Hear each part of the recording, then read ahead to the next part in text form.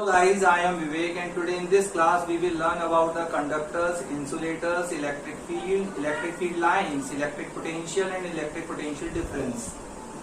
Okay. So first we will learn about conductors.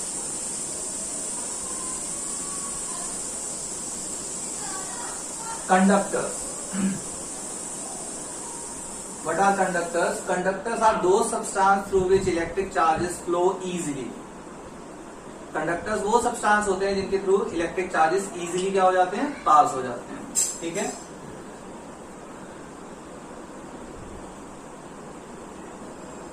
These are those substances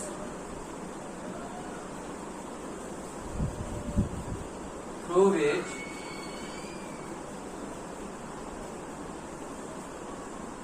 electric charges flow easily. Actually, these are those substances which allow electric charges to flow through them. इनमें से electric charges क्या हो जाते हैं, easily pass हो जाते हैं. ठीक है. तो ऐसे सब्सटेंस को हम कंडक्टर कहते हैं. इनके एग्जाम्पल क्या होंगे? Example metals like copper, silver, aluminium, etc. And metal alloys,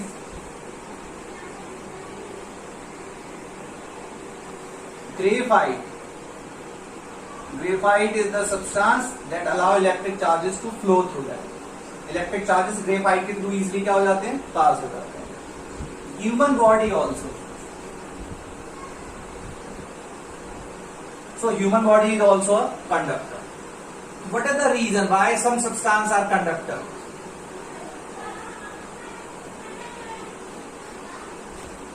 क्या रीजन है कि कुछ सब्सटेंस कंडक्टर होते हैं? Reason, all conductors have electrons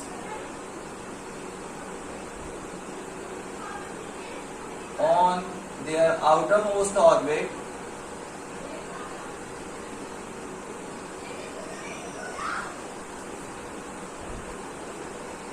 जितने भी कंडक्टर हैं उनके पास कुछ ऐसे इलेक्ट्रॉन होते हैं, कुछ इलेक्ट्रॉन है जो उनके आउटर मोस्ट ऑर्बिट पर है.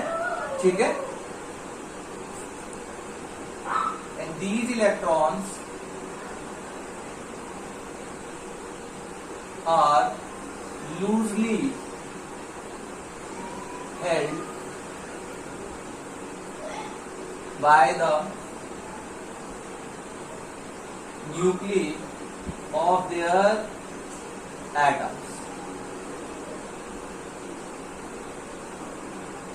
तो आउटरमोस्ट ऑर्बिट पर कुछ इलेक्ट्रॉन्स हैं और ये इलेक्ट्रॉन्स लूजली हेल्ड है, यानी कि इन पर जो इनका न्यूक्लियस है, इनके एटम का जो न्यूक्लियस है वो बहुत कम फोर्स लगा पा रहा है. ठीक है. न्यूक्लियस हमेशा अट्रैक्टिव फोर्स लगाता है, इलेक्ट्रॉन को अपनी तरफ खींचता है, लेकिन यहाँ न्यूक्लियस फोर्स बहुत क्या लगा पा रहा है, कम लगा पा रहा है. So these electrons are loosely held by the nucleus of their atoms. So these electrons known as free electrons. Electrons which are loosely held by the nuclei of their atoms known as free electrons. These free electrons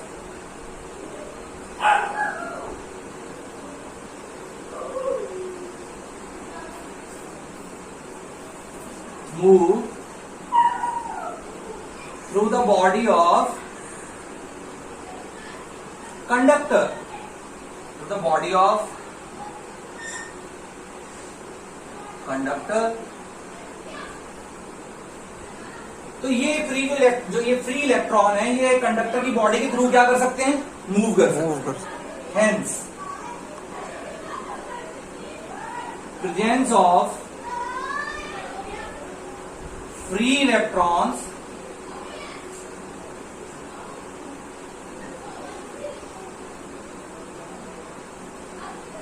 makes the substance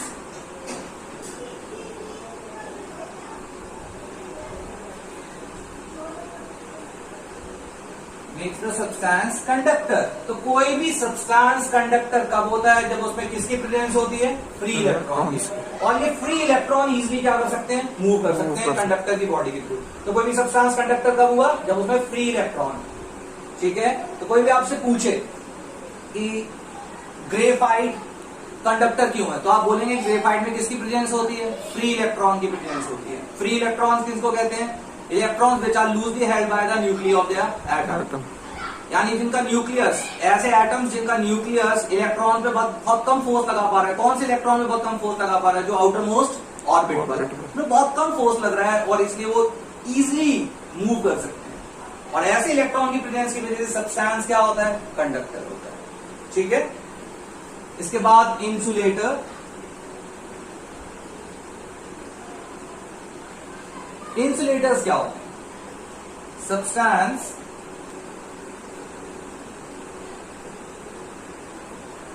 through which electric charges cannot flow easily। ऐसे substance जिनके through electric charges easily flow नहीं कर सकते। Insulator की बजाय मुझे यहां लिखना चाहिए पुअर कंडक्टर। ऐसी चीजें जिनके through electric charges easily flow ना कर पाए उनको हम क्या बोलते हैं? इंसुलेटर बोलते हैं। ठीक है, एग्जाम्पल क्या होंगे? Rubber, plastic sheet, glass, would, dryer etcetera. ये ऐसे सब्सटेंस हैं इनके through electric charges easily flow नहीं कर सकता। मैंने पुअर कंडक्टर क्यों लिखा है? अगर एयर में मॉइस्चर है, एयर में क्या है? मॉइस्चर है, या वुड जो आपकी वेट है, ठीक है, तो इलेक्ट्रिक चार्जेस क्या हो जाएंगे? वेट वुड के थ्रू क्या हो जाएंगे? पास हो जाएंगे। इसलिए मैं इनको पुअर कंडक्टर बोलता हूं। मतलब under normal condition they do not allow electric charges to flow, but under some circumstances, under some condition they can allow the charges to flow. Okay, so in normal condition, these substances do not allow electric charges to flow, known as insulators or poor conductors. Example आपको मैंने बता दिया। इसका भी कुछ reason होगा। Conductor का क्या रीजन था? कंडक्टर में फ्री इलेक्ट्रॉन होते हैं, ठीक है, तो इंसुलेटर में फ्री इलेक्ट्रॉन नहीं होते हैं। सिंपल सी बात है। इन insulator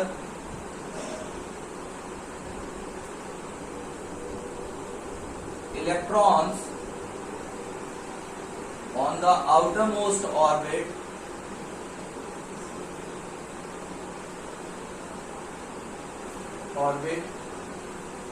are strongly held by the nuclei of their atom. So there is no free electron because these electrons, the electrons that present on outermost orbit are strongly held by the nuclei of their atom. ठीक है? Hence, there is no free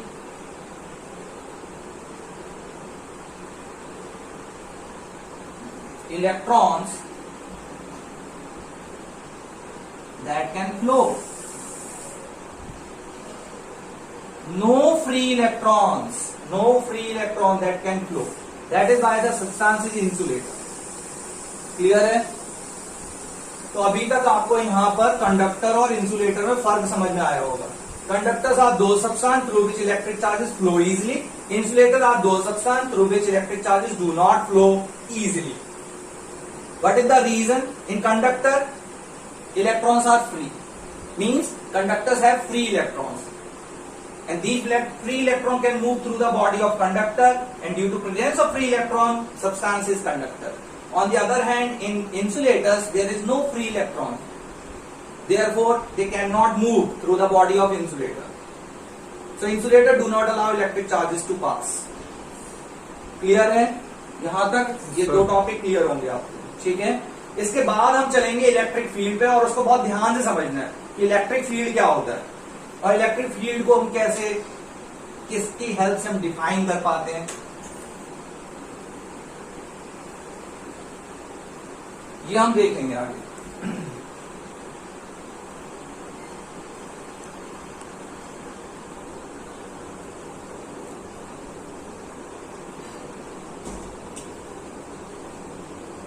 अब आप देखेंगे electric field.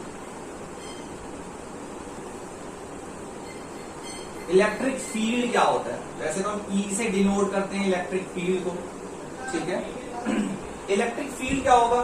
किसी भी electric charge का अपना एक फील्ड होता है, ठीक है, और उस फील्ड के अंदर अगर हम किसी दूसरी चार्ज को रख दें तो वो फर्स्ट जो पार्टिकल है, फर्स्ट जो इलेक्ट्रिक चार्ज है जिसका इलेक्ट्रिक फील्ड है, उसके अंदर अगर हम किसी दूसरी चार्ज पार्टिकल को रखते हैं तो वो उसकी प्रेजेंस को क्या कर सकता है?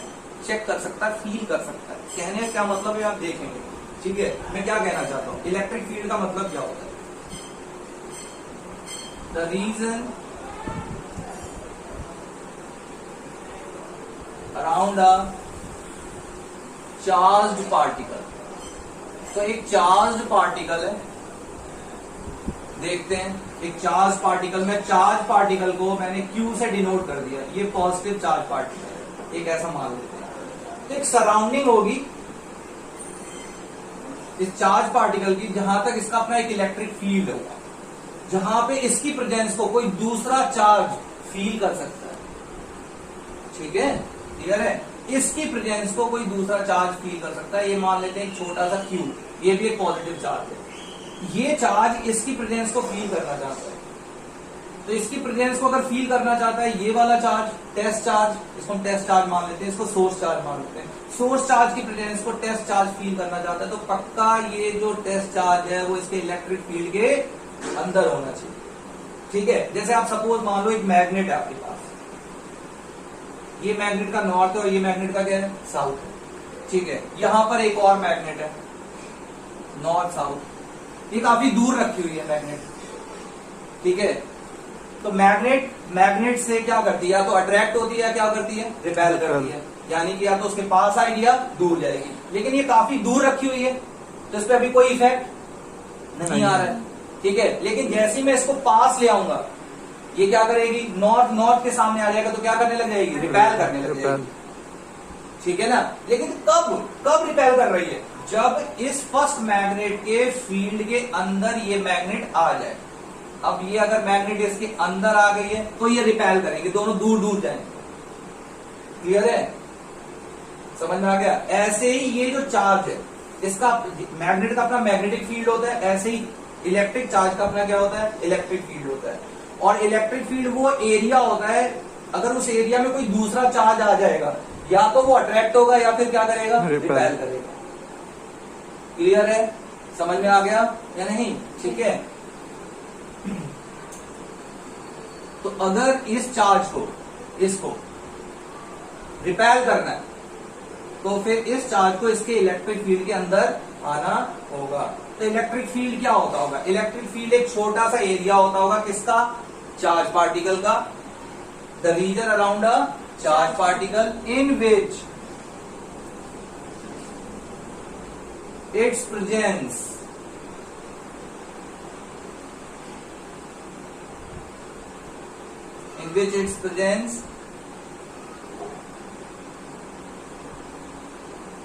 या in which its effect, आप प्रेजेंस की बजाय आप इफेक्ट कहिए, is felt by another charged particle।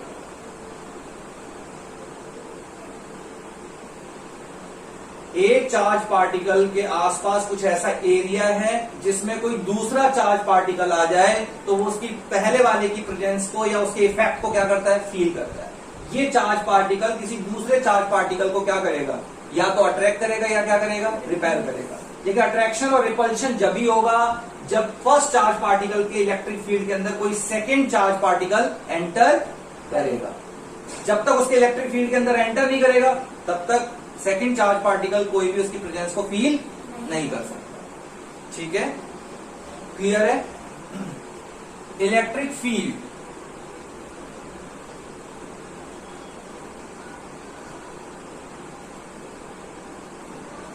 Is a vector quantity.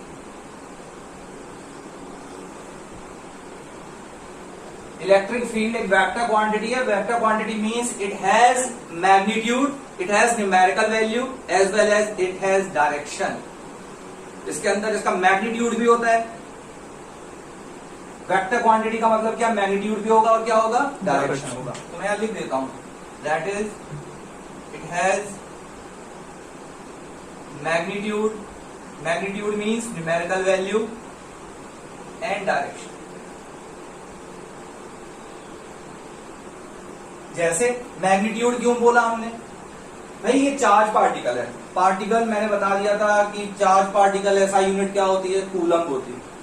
ठीक है, समझ में आ गया? तो मैंने यहां पे 5 कूलम एक चार्ज रखा हुआ है, एक 10 कूलम चार्ज रखा हुआ है। बताओ किसका इलेक्ट्रिक फील्ड स्ट्रांग होगा?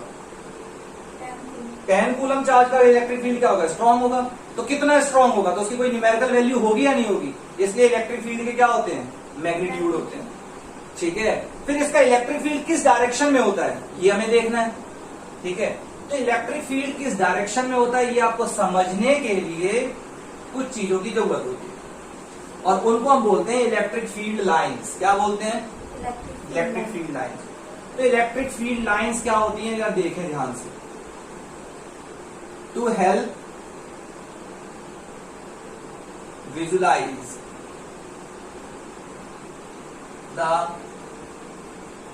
electric field, we use series of lines known as electric field lines. Actually, these lines help us to explain electric field. In line की हेल्प से हम एक्सप्लेन कर पाते हैं किसको? इलेक्ट्रिक फील्ड को। कैसे एक्सप्लेन कर पाते हैं आप यहाँ पे एग्जाम्पल के थ्रू देखेंगे। ठीक है,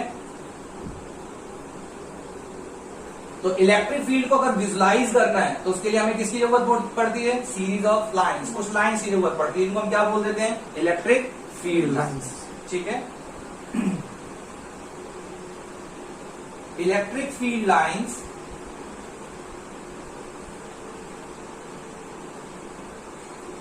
specify the direction of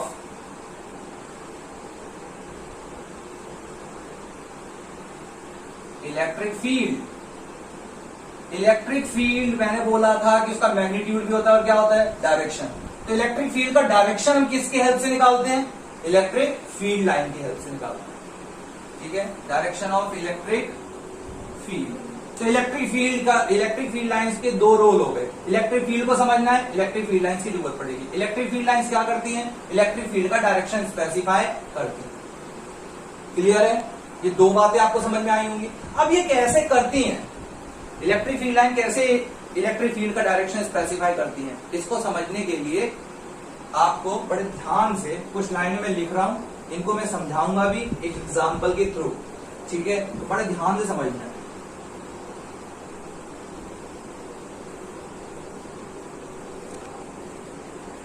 to find the direction, या आप ऐसे लिखें, the direction of electric field is the direction in which positive test charge, हमें एक टेस्ट चार्ज की जरूरत पड़ेगी और इस टेस्ट चार्ज का नेचर कैसा है? Positive test charge. मैं इसको ऐसे शो करता हूं। ठीक है,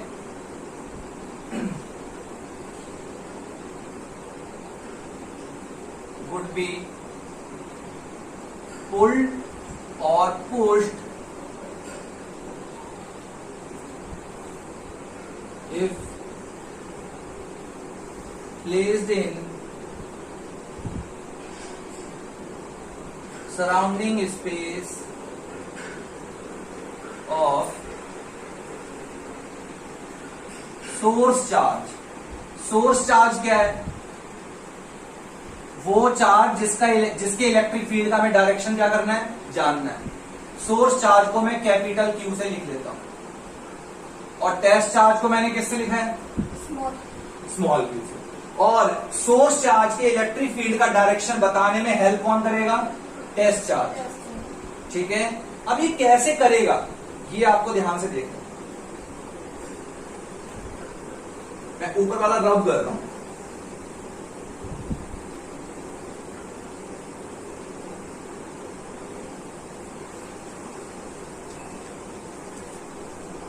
मैं इतनी लाइनें लिखी रहने देता हूं, इससे आपको समझ में आएगा। देखिए, ये हमारे पास एक सोर्स चार्ज, ठीक है। सोर्स चार्ज का आप नेचर क्या लेना चाहते हो, पॉजिटिव ले लें, तो ये पॉजिटिव है सोर्स चार्ज, क्लियर है। और एक टेस्ट चार्ज भी कैसा है, पॉजिटिव है, क्लियर। तो मैंने एक टेस्ट चार्ज यहां रख दिया, एक टेस्ट चार्ज मैंने यहां रख दिया, एक टेस्ट चार्ज मैं, ये दिख रहा है ना सभी को,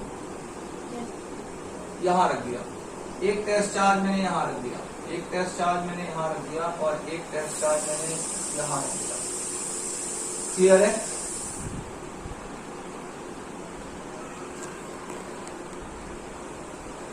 एक टेस्ट चार्ज यहां रख देते हैं, एक टेस्ट चार्ज यहां रख देते हैं। अब मुझे आप बताओ, ये भी पॉजिटिव है, ये भी पॉजिटिव है, ये अट्रैक्ट होंगे या रिपेल करेंगे? सेम चार्जेस हैं, पॉजिटिव पॉजिटिव, क्या करेगा, रिपेल करेगा, करेगा या नहीं करेगा? तो बताओ रिपेल करने का मतलब क्या है, इसको पुश लगेगा। ये सोर्स चार्ज है, ये टेस्ट चार्ज है, ठीक है। टेस्ट चार्ज पर क्या इफेक्ट आ रहा है, पुश हो रहा है या पुल हो रहा है? पुश हो रहा है। बाहर की तरफ जा रहा है या अंदर की तरफ आ रहा है? बाहर की तरफ जा रहा है, ठीक है। तो इस पर कुछ फोर्स लग रही है और जो फोर्स लग रही है वो रिपल्शन हो रहा है। रिपल्शन हो रहा है किसकी वजह से हो रहा है, सोर्स चार्ज की वजह से हो रहा है, ठीक है। तो ये जो सोर्स चार्ज है इस पर फोर्स लगा रहा है किस डायरेक्शन में, बाहर की तरफ, बाहर की तरफ। किस पे भी बाहर की तरफ, इस पे भी बाहर की तरफ, इस पे भी बाहर की तरफ, इस पे भी बाहर की तरफ। ये जो लाइनें बना दी हैं ये क्या है, ये electric field lines.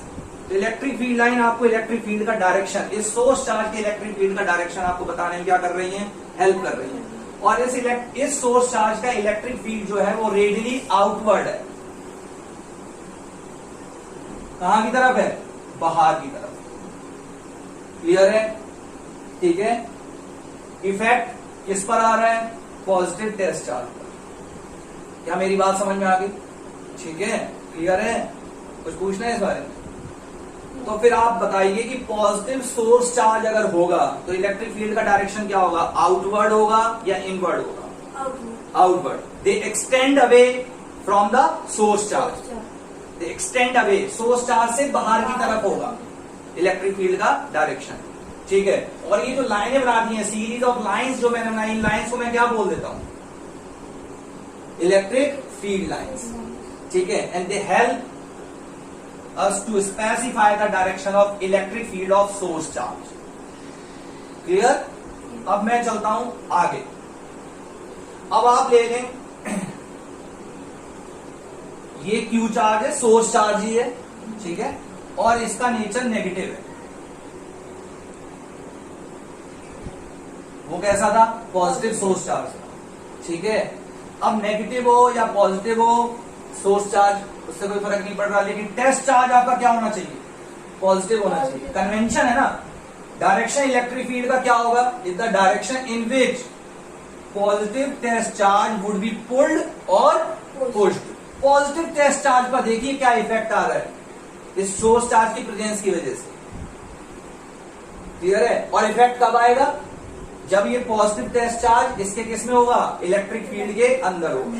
Electric field से बाहर होगा तो इस पर कोई इफेक्ट नहीं होगा।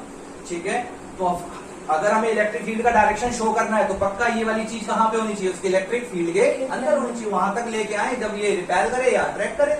ठीक है, अब देखते हैं नेगेटिव चार्ज के केस में क्या हो रहा है। तो हमने यहाँ एक पॉजिटिव टेस्ट चार्ज रखा है, एक यहां रख दिया है, एक यहाँ पॉजिटिव टेस्ट चार्ज रखा है, एक ये पॉजिटिव टेस्ट चार्ज रखा है, ये पॉजिटिव टेस्ट चार्ज रखा है, ये पॉजिटिव टेस्ट चार्ज रखा है, ये पॉजिटिव टेस्ट चार्ज रखा है। ठीक है, अब आप यहां से देखो कि हो क्या रहा है। ये नेगेटिव है सोर्स चार्ज, सोर्स चार्ज क्या है, नेगेटिव है, नेगेटिवली चार्ज है, और ये टेस्ट चार्ज क्या है, पॉजिटिव है। ये रिपेल करेगा या अट्रैक्ट करेगा, अट्रैक्ट करेगा। अट्रैक्ट करेगा तो क्या मतलब, पास पास आएगा, पास आएगा तो मतलब ये किस डायरेक्शन में मूव करेगा, इस डायरेक्शन में मूव करेगा, इनसाइड।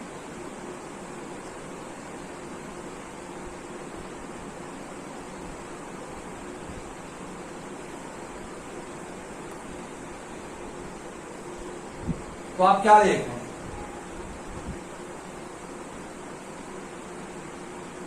कि किसी भी नेगेटिव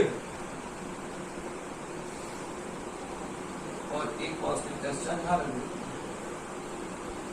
किसी भी नेगेटिव सोर्स चार्ज का इलेक्ट्रिक फील्ड का डायरेक्शन क्या होता है, रेडियली आउटवर्ड या radially inward. It will be a radially inward, radially inward. क्या मेरी बातें समझ में आ गई या नहीं आई? ठीक है, क्लियर। तो यहां से हम क्या सीखे, यहां से हम सीख गए हैं, it means that electric field is electric field lines is extend away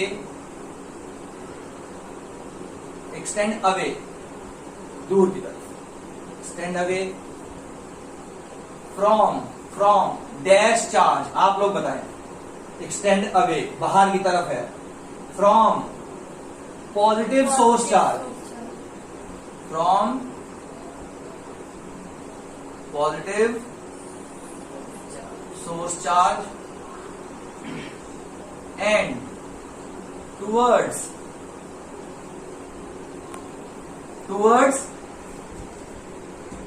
negative source charge।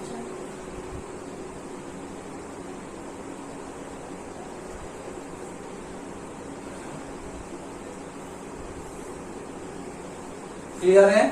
जहां तक किसी कुछ पूछना है? क्लियर। तो इलेक्ट्रिक फील्ड का डायरेक्शन भी आपको पता चल गया है। अगर पॉजिटिव सोर्स चार्ज है तो इसके इलेक्ट्रिक फील्ड का डायरेक्शन आउटवर्ड होगा, और अगर नेगेटिव सोर्स चार्ज है तो इलेक्ट्रिक फील्ड का डायरेक्शन क्या होगा, इनवर्ड होगा। और डायरेक्शन कौन हेल्प कर रहा है डायरेक्शन शो करने में, इलेक्ट्रिक फील्ड लाइंस। तो इलेक्ट्रिक फील्ड लाइन क्या करती है हमें, electric field line help us to visualise the electric field. They specify the direction of electric field. And electric field line always extend away from the positive source charge and towards the negative source charge। Clear है? ठीक है। And these electric field lines are radially outward and it is radially inward। तो अभी तक electric field आपको clear हो गया होगा। इलेक्ट्रिक फील्ड क्या होता है? इलेक्ट्रिक फील्ड एक ऐसा एरिया होता है, किसी भी सोर्स चार्ज के चारों तरफ एक ऐसा एरिया होता है जिसमें उसकी प्रेजेंस को या उसके इफेक्ट को कौन फील करता है, टेस्ट चार्ज। या तो वो अट्रैक्ट होगा या वो रिपेल होगा। ये डिपेंड करता है सोर्स चार्ज के नेचर पे। अगर टेस्ट चार्ज पॉजिटिव है और सोर्स चार्ज भी पॉजिटिव है तो वो रिपेल करेगा, ठीक है। और अगर सोर्स चार्ज नेगेटिव है और टेस्ट चार्ज पॉजिटिव है तो वो अट्रैक्ट करेगा। यहां तक क्लियर? तो इलेक्ट्रिक फील्ड लाइन ने आपको इलेक्ट्रिक फील्ड को स्टडी करने में क्या कर दिया, हेल्प कर दिया, ठीक है।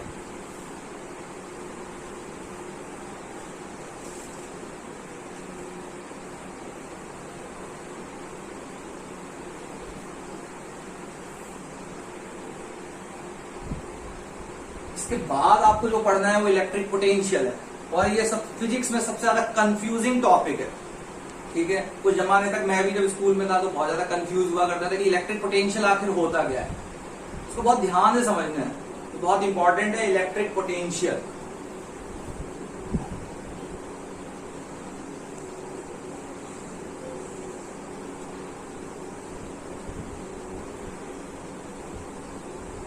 इलेक्ट्रिक पोटेंशियल को V से डिनोट किया जाता है, ठीक है।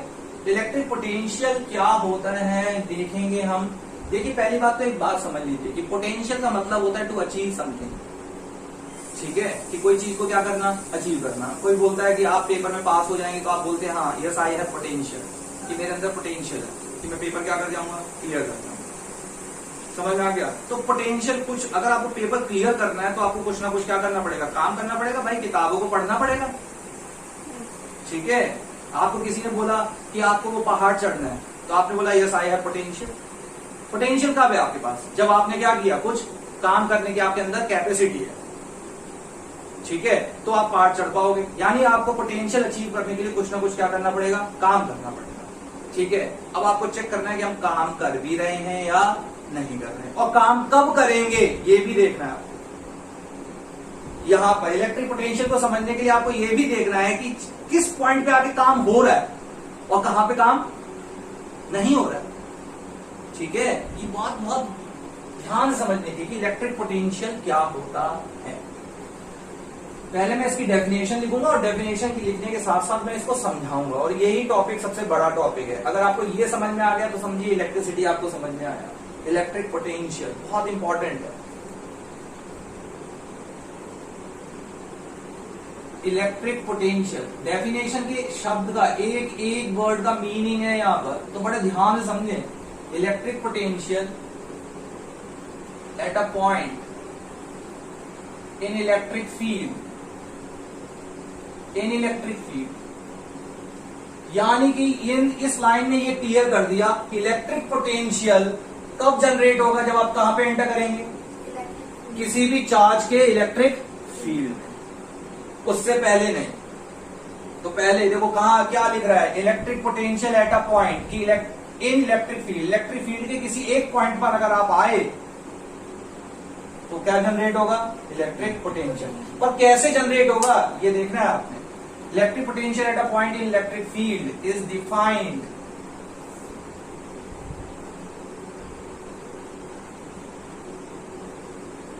एज द अमाउंट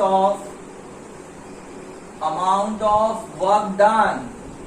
देखा, मैंने कहा था आपको पोटेंशियल अचीव करना है तो आपको कुछ काम करना पड़ेगा, और जितना आप काम करेंगे, ठीक है, उतना आपका पोटेंशियल बेटर होता जाएगा। The amount of work done to move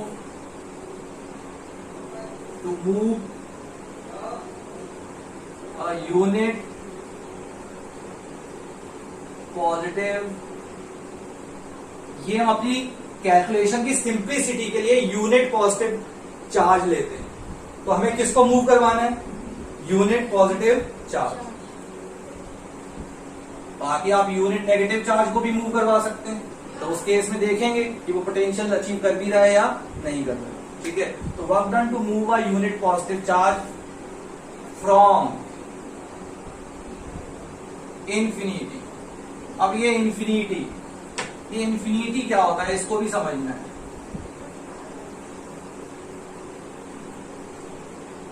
from infinity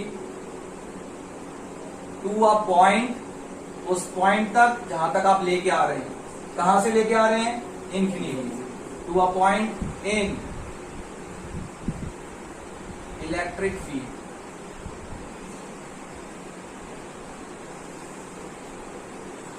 देख ध्यान से समझना है आपको। Electric potential at a point in electric field is defined as the amount of work done, यानी पहले तो काम करना पड़ेगा। किस पर काम करेंगे, यूनिट पॉजिटिव चार्ज पर काम करेंगे, ठीक है। उसको मूव करवाएंगे, कहां से मूव करवा रहे हैं, इंफिनिटी से। अब इंफिनिटी किसको कहते हैं वो समझना है, to a point in electric field, ठीक है। तो अभी ध्यान से देखें, यहां पे हमारे पास एक सोर्स चार्ज, ठीक है, ये सोर्स चार्ज का इलेक्ट्रिक फील्ड है, इस पॉइंट तक इलेक्ट्रिक फील्ड है, और यहां पर एक टेस्ट चार्ज पड़ा हुआ है, यूनिट पॉजिटिव टेस्ट चार्ज, या 1 कूलम पॉजिटिव चार्ज, ठीक है। अब आप जरा मेरे को ये बताइए, इस पर ये पॉजिटिव टेस्ट चार्ज पर कोई इफेक्ट पड़ रहा होगा इसकी प्रेजेंस का? पहले तो आप ये समझो कि पूरी स्पेस खाली है, यहाँ स्पेस के अंदर और कोई चार्ज नहीं है। कितने चार्ज है? केवल 2 चार्ज है। एक ये चार्ज है और एक ये चार्ज है। और ये जो चार्ज है उससे ये चार्ज बहुत दूर खड़ा हुआ है, बहुत दूर पड़ा हुआ है। ठीक है, क्लियर है, समझ में आ गया? बहुत दूर पड़ा हुआ है। तो क्या इस पर इसका कोई इफेक्ट आ रहा होगा? नहीं। मान लेते हैं ये भी पॉजिटिव है, तो पॉजिटिव पॉजिटिव क्या करना चाहिए? रिपेल करना चाहिए। पर अभी रिपेल नहीं करेगा। क्यों नहीं कर रहा है? क्योंकि बहुत दूर पड़ा हुआ है। इसके इलेक्ट्रिक फील्ड से कहां पड़ा हुआ है? बाहर पड़ा हुआ है। ऐसे बहुत दूर डिस्टेंस को हम इंफिनिटी कह देते हैं। इलेक्ट्रिक फील्ड पे ये पॉजिटिव टेस्ट चार्ज यहां रखा होता तो भी वो क्या होता? इंफिनिटी होता। जब तक इस पर कोई इफेक्ट नहीं आ रहा है तब तक वो डिस्टेंस क्या मान लो? इंफिनिटी। क्लियर है, समझ में आ गया? तो इंफिनिटी कोई भी डिस्टेंस ले सकते हैं, बस इसके इलेक्ट्रिक फील्ड से वो चीज क्या होनी चाहिए? बाहर होनी चाहिए। ठीक है, क्लियर है? जैसे अर्थ का अपना एक ग्रेविटेशनल फील्ड होता है। मान लेते हैं अर्थ के सरफेस से लेके 100 किलोमीटर ऊपर तक अर्थ का क्या है? Gravitational field. उस 100 किलोमीटर को आप पार कर जाओ, स्पेस में पहुंच जाओ, फिर आप बताओ अर्थ की ग्रेविटी आप पे आपको अट्रैक्ट करेगी? अपनी तरफ खींचेगी? नहीं। क्यों नहीं खींचेगी? फील्ड से बाहर। क्योंकि आप उसके अर्थ के ग्रेविटेशनल फील्ड से क्या हो गए? बाहर हो गए। ऐसे ही आप इस चार्ज के इलेक्ट्रिक फील्ड से क्या है? बाहर है। तो आप पर कोई फोर्स नहीं लगता। यानी आप कहां खड़े हुए हैं? इससे बहुत दूर, बहुत दूर। ये मैंने रेड लाइन से दिखा दिया, बहुत दूर खड़े हुए हैं। कहां पर खड़े हुए हैं? इंफिनिटी पे खड़े हुए। क्लियर है? तो इंफिनिटी पे आप खड़े हो, आपको कोई फर्क नहीं पड़ रहा। सिंपल सी बात है। आपका एक जगह घर है और आपके घर से जंगल बहुत दूर है। जंगल में शेर रहता है, ठीक है? जंगल में शेर है और शेर का आपको दिख नहीं रहा, तो आप बताओ डरोगे? नहीं डरोगे। कब डर लगेगा आपको? पास हो, जब आप जंगल में जाने लगोगे। ठीक है, क्लियर? अपने घर से आगे आगे जा रहे हो। जैसे ही जंगल पे पहुंचे, जंगल के गेट पे पहुंचे, ठीक है, या उसकी सराउंडिंग में पहुंचे, आपको शेर दिखने लग गया, तब आपको क्या लगेगा? डर लगेगा, है कि नहीं? ऐसे ही ये पॉजिटिव चार्ज अगर इसके पास आने लगे और जैसे ही इसके इलेक्ट्रिक फील्ड में क्या करेगा? एंटर करेगा, तब ये रिपल्शन क्या करेगा? फील करेगा। क्या उससे पहले फील करेगा? क्या उससे पहले इसको, मतलब कि क्या जब आपने शेर देखा ही तो आपको शेर से डर लगेगा? नहीं। शेर कहीं भी, जंगल है इंडिया में बहुत सारे और बहुत जगह शेर घूम रहे हैं और हम अपने घर में बैठे हुए हैं, तो क्या आपको डर लग रहा है? नहीं लग रहा है। ऐसे ही इस पर कोई रिपल्सिव फोर्स नहीं लग रही। क्लियर है? मतलब ये कोई भी फोर्स फील नहीं कर रहा है। किसकी फोर्स फील नहीं कर रहा है? इस सोर्स चार्ज की कोई फोर्स फील नहीं कर रहा। ठीक है, तो इस जगह पर इसका पोटेंशियल 0 है। फिर पोटेंशियल 0 लिख दिया, पहले समझाओ तो पोटेंशियल होता क्या है, तो अभी समझ में आएगा। पहले आप ये समझ लो इंफिनिटी में पोटेंशियल कितना है? 0। क्लियर है? किताब बहुत दूर पड़ी हुई है, पेपर पास आने वाले हैं, किताब को देखा ही नहीं, तो भैया आपका पोटेंशियल पास होने का 0 है। तो ये अभी बहुत दूर है, तो अभी पोटेंशियल क्या है इसका? 0। ठीक है, फिर इस यूनिट पॉजिटिव चार्ज को मैंने क्या किया? इस पर मैंने फोर्स लगाई। क्या लगाई? फोर्स। अब सुनते जाना, ध्यान से सुनना। मैं फोर्स लगा रहा हूं, लगाते मैं इसको यहां ले आया, इस पॉइंट पर, या जस्ट इलेक्ट्रिक फील्ड में मैंने एंटर करवाया। जैसे ही इस पॉइंट पर लेके आया, इस पर क्या होने लगा? रिपल्शन होने लगा। समझ में आ गई बात? तो जैसे मैं इलेक्ट्रिक फील्ड में किसी भी पॉइंट तक इस सोर्स चार्ज को लेके आता हूं, जिस पॉइंट तक लेके आता हूं, जितना मैं पास लेके आता हूं, उतनी ज्यादा मेरे को क्या करना, मतलब उतना ज्यादा इस पर क्या जनरेट होने लग जाता है? पोटेंशियल अचीव होने लग जाता है। यानी उतनी ज्यादा इस पर क्या लगने लग जाती है? रिपल्सिव फोर्स लगने लग जाती है। ये पॉजिटिव सोर्स चार्ज है, इसका इलेक्ट्रिक फील्ड कहां की तरफ होगा? बाहर की तरफ होगा। और जैसे ही इसके इलेक्ट्रिक फील्ड में जस्ट इस पॉइंट पर आएगा, तो ये क्या फील करेगा? रिपल्शन फील करेगा। और यहीं से, इस पॉइंट से, सुन लो ध्यान से, ये बात लोगों को क्लियर नहीं, इसलिए बहुत ध्यान सुने। जैसे ही इसके इलेक्ट्रिक फील्ड में घुसेगा, उसके बाद आप फोर्स लगाओगे। किसके अगेंस्ट लगा रहे? इलेक्ट्रिक फील्ड के अगेंस्ट। इलेक्ट्रिक फील्ड इसको धक्का कहां दे रहा है? बाहर की तरफ। और आप उसके अपोजिट क्या लगा रहे हो? फोर्स लगा रहे हो। और आप इसको इस टेस्ट चार्ज को आपने खड़ा कर दिया पी पॉइंट पर, यानी पॉजिटिव टेस्ट चार्ज कहां पर आ गया है? P point. आपने एक्चुअली फोर्स लगाना कहां से शुरू किया? इस पॉइंट से। किसके अगेंस्ट? रिपल्सिव फोर्स के अगेंस्ट। तो रिपल्सिव फोर्स के अगेंस्ट जहां से आपने अपनी फोर्स लगाना शुरू किया उसको मूव करने के लिए, एक्चुअली वर्क डन यहां से शुरू हुआ। ठीक है, तो आपने कितना काम कर दिया? आपने इस चार्ज पर फोर्स लगाना किस पॉइंट से शुरू किया? इससे। यहां तक तो फोर्स ही नहीं लगी ना। क्यों नहीं लगी? क्योंकि इसके अगेंस्ट कोई फोर्स काम ही नहीं कर रही, तो आपको कोई फोर्स लगाने की जरूरत नहीं थी। जैसे आप यहां तक यहां पर पहुंचे, आप क्या लगाने लगे? फोर्स लगाने लगे। फोर्स लगा के किसके अगेंस्ट फोर्स लगा रहे हो? रिपल्सिव फोर्स के अगेंस्ट आप फोर्स लगा रहे हो। ये जो फोर्स लग रही है इस लाइन के अलोंग, ये इलेक्ट्रिक फील्ड की फोर्स है, और इस पॉइंट से जो मैं फोर्स खींच के इसको ऐसे यहां तक ला रहा हूं, ये अप्लाइड फोर्स है। मैं कौन हूं? External agent. एक्सटर्नल एजेंट क्या लगा रहा है? फोर्स लगा रहा है। किसके अगेंस्ट लगा रहा है? रिपल्सिव फोर्स के अगेंस्ट फोर्स लगा रहा है। और ये चार्ज डिस्प्लेस किस डायरेक्शन में हो रहा है? इलेक्ट्रिक फील्ड के अगेंस्ट हो रहा है या इलेक्ट्रिक फील्ड की सेम डायरेक्शन डिस्प्लेस हो रहा है? इलेक्ट्रिक फील्ड के अगेंस्ट हो रहा है। यानी कि मैं जिस डायरेक्शन में फोर्स लगा रहा हूं, मैं इस डायरेक्शन में फोर्स लगा रहा हूं, इसका डिस्प्लेसमेंट भी किस डायरेक्शन में है? इसी डायरेक्शन में। तो जिस डायरेक्शन में मैं फोर्स लगा रहा हूं उसी डायरेक्शन में डिस्प्लेसमेंट है। Force into displacement equals to work done. ठीक है, और जो मैं वर्क डन कर रहा हूं, जो मैं क्या कर रहा हूं? वर्क डन कर रहा हूं। जिस डायरेक्शन में फोर्स लगा रहा हूं उसी डायरेक्शन में क्या हो रहा है? डिस्प्लेसमेंट हो रहा है। तो जो एक्सटर्नल एजेंट यानी कि मैं जो वर्क डन कर रहा हूं वो पॉजिटिव है। क्यों पॉजिटिव वर्क डन है? क्यों वर्क डन पॉजिटिव है? वर्क डन इसलिए पॉजिटिव है कि जिस डायरेक्शन में मैं फोर्स लगा रहा हूं उसी डायरेक्शन में क्या हो रहा है? डिस्प्लेसमेंट हो रहा है। आ गई बात समझ में? हाँ, मैं जिस डायरेक्शन फोर्स लगा रहा होता और उसके अगेंस्ट ये जा रहा होता चार्ज, मैं खींच रहा होता इधर और ये जा रहा होता इस साइड, मतलब मेरी फोर्स के अगेंस्ट जा रहा होता, तो मेरा वर्क डन कैसा हो जाता? नेगेटिव हो जाता। मेरा वर्क डन कैसा हो जाता? नेगेटिव हो जाता। नहीं समझ में आया? कैसे नेगेटिव वर्क डन हो जाता? यहां सुनो, ध्यान से सुनेंगे।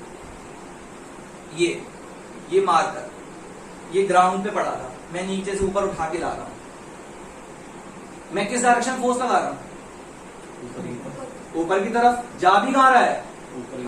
तो मैं ऊपर की तरफ फोर्स लगा रहा हूं, डिस्प्लेसमेंट भी ऊपर की तरफ है। Work done by me, work done against gravity, positive. But work done by gravity, gravity भी तो इस पे क्या लगा रही है? फोर्स लगा रही है, पर ये जा कहां रहा है? ऊपर की तरफ। तो ग्रेविटी इस पे क्या काम कर रही है? ग्रेविटी इस पे नेगेटिव काम कर रही है, क्योंकि ग्रेविटी का फोर्स नीचे की तरफ और डिस्प्लेसमेंट कहां की तरफ है? ऊपर की तरफ। ऐसे ही यहां पर अगर आप देखें, इस चार्ज पे मैं फोर्स जिस डायरेक्शन में लगा रहा हूं, इस डायरेक्शन में मैं इसको खींच के ला रहा हूं, ये डिस्प्लेस भी इसी डायरेक्शन में हो रहा है, यहां तक आ गया ये चार्ज। तो मैंने जो काम किया वो कैसा है? पॉजिटिव। ठीक है, और अगर आप यहां ध्यान से देखें, क्या इस पे इलेक्ट्रिक फील्ड काम नहीं कर रहा होगा? इलेक्ट्रिक फील्ड भी तो रिपल्सिव फोर्स लगा रहा है। इलेक्ट्रिक फील्ड इस डायरेक्शन में इस पे फोर्स लगा रहा है, पर ये आ कहां रहा है? उसके अगेंस्ट आ रहा है। तो इलेक्ट्रिक फील्ड जो काम कर रहा है वो नेगेटिव काम कर रहा है। क्या मेरी बात समझ में आई? तो work done by external agent positive, work done by electric field is negative. Clear? क्यों? इलेक्ट्रिक फील्ड आउटवर्ड है और पॉजिटिव टेस्ट चार्ज कहां की तरफ आ रहा है? अंदर की तरफ आ रहा है। किसकी वजह से अंदर की तरफ आ रहा है? नेचुरली अंदर की तरफ नहीं आना चाहिए, लेकिन किसकी वजह से आ रहा है? एक्सटर्नल एजेंट की फोर्स की वजह से। तो एक्सटर्नल एजेंट जिस डायरेक्शन में उस पर फोर्स लगा रहे हैं उसी डायरेक्शन में डिस्प्लेस हो रहा है पॉजिटिव टेस्ट चार्ज, इसलिए उसका जो वर्क डन है वो पॉजिटिव है। और इलेक्ट्रिक फील्ड जो इस पे काम कर रहा है वो क्या है? नेगेटिव। क्यों नेगेटिव है? क्योंकि इलेक्ट्रिक फील्ड बाहर की तरफ फोर्स लगा रहा है, याद आ रहा है अंदर की तरफ। अभी ये बात क्लियर है या नहीं? ठीक है, और जरा ध्यान से देखें, वर्क डन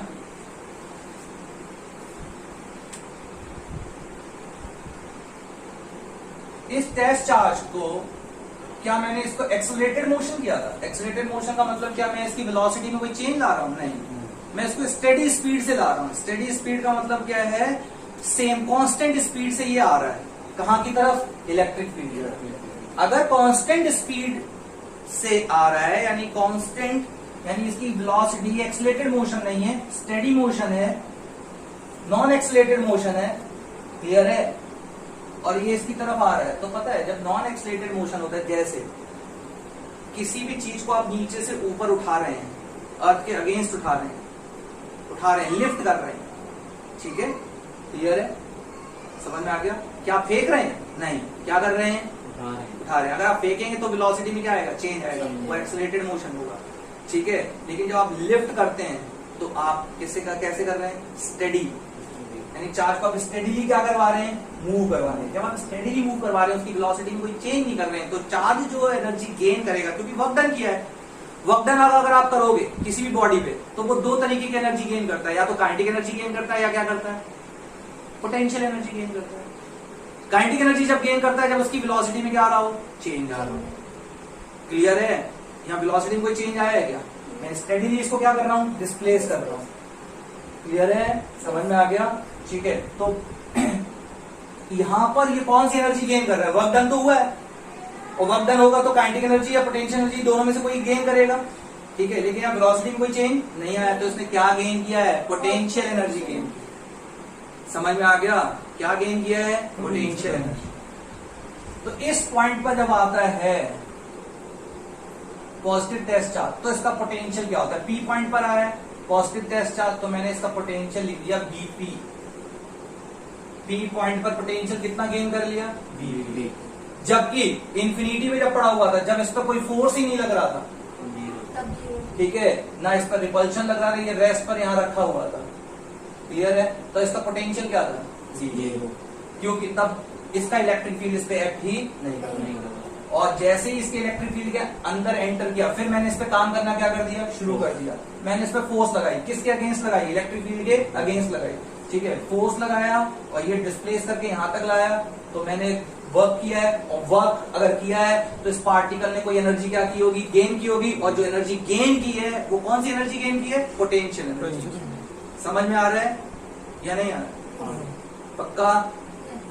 काइनेटिक तो नहीं गेन की ना? क्या दौड़ के आ रहा है? नहीं, बड़ी मुश्किल से स्टेडी स्पीड से हम खींच के ला रहे हैं, ठीक है। अगर हाँ ये भाग के चलाता है ऐसे तेजी से, ठीक है, तो ये होता है एक्सेलरेटेड मोशन। इसकी वेलोसिटी में क्या हो रहा होता? चेंज हो रहा होता, तो एक्सेलरेटेड मोशन, तो पक्का काइनेटिक एनर्जी क्या कर लेता? गेन कर लेता। समझ में आ गया? अभी इसने कौन सी एनर्जी गेन की है? पोटेंशियल, ठीक है। और जरा ध्यान से देखें, अब इलेक्ट्रिक पोटेंशियल हम डिनोट किससे करते हैं? वी से। Electric potential at a point P equals to work done। Electric potential क्या होगा? Work done divided by quantity of charge move. कितने चार्ज को आप उठा के इलेक्ट्रिक फील्ड में जैसे उसने एंटर किया, फिर उस पर आप कितने चार्ज पे आपने फोर्स लगाइए। अभी तो मैंने पॉजिटिव यूनिट टेस्ट चार्ज लिया, तो यहाँ पे क्वांटिटी ऑफ चार्ज मूव कितना आएगा? 1 कूलम, ठीक है, क्लियर है। लेकिन अगर मैं 5 कूलम को मूव करवा रहा होता, ठीक है, तो इलेक्ट्रिक पोटेंशियल कुछ और आ रहा होता, तो हम देखेंगे उसको, ठीक है। फिलहाल वर्क डन किसके इक्वल होता है? वर्क डन हमेशा किसके इक्वल होगा? एनर्जी के इक्वल होगा। और यहाँ कौन सी एनर्जी गेन की? Potential energy. तो work done equals to potential energy divided by quantity of charge move. Quantity of charge को किससे डिनोट कर दिया है? क्यू से, ठीक है, जिस चार्ज को आप मूव करवा रहे हैं। या फिर आप इस फॉर्मूले को ऐसे लिख सकते हैं, W अपॉन क्यू। क्यों W लिख सकते हैं? W मतलब वर्क डन, अपॉन में क्वांटिटी ऑफ चार्ज मूव, ठीक है। And work done always equals to potential energy. So potential energy and work done both are equal, ठीक है। So formula will be potential energy upon quantity of charge move और work done upon quantity of charge move, ठीक है। अब जरा ध्यान से देख, पोटेंशियल एनर्जी या वर्क डन, इन दोनों की जो एसआई यूनिट होती है वो जूल होती है, और चार्ज की एसआई यूनिट क्या होती है? कूलम। चार्ज की एसआई यूनिट क्या होती है? Coulomb. So electric potential is joule per coulomb, joule per coulomb, ठीक है, क्लियर है। But SI unit of electric potential is volt. अरे आना तो चाहिए जूल पर कूलम, पर है क्या वोल्ट, यानी कि वी। ठीक है, समझ में आ गया या नहीं आया? तो 1 वोल्ट क्या होता है? आप इसको जूल पर कूलम भी लिख सकते हैं या फिर क्या लिख सकते हैं, वोल्ट लिख सकते हैं। ठीक है, बस लेकिन ऐसा यूनिट जो बना रखी है इलेक्ट्रिक पोटेंशियल की वो क्या है, वोल्ट। ठीक है, तो 1 वोल्ट क्या होता होगा? वर्क डन भाई डिफाइन करते हैं आप जूल में, चार्ज के ऐसा यूनिट क्या है, कूलम। ठीक है, तो वोल्ट किसके इक्वल होता होगा? वोल्ट किसके इक्वल होता होगा? वोल्ट किसके इक्वल होता होगा? Joule per coulomb. क्लियर है? दोनों में कोई फर्क नहीं है। जूल पर कूलम को आप क्या बोल सकते हैं, वोल्ट बोल सकते हैं, पर ऐसा यूनिट इलेक्ट्रिक पोटेंशियल की हमने क्या बना दिए, वोल्ट। ठीक है,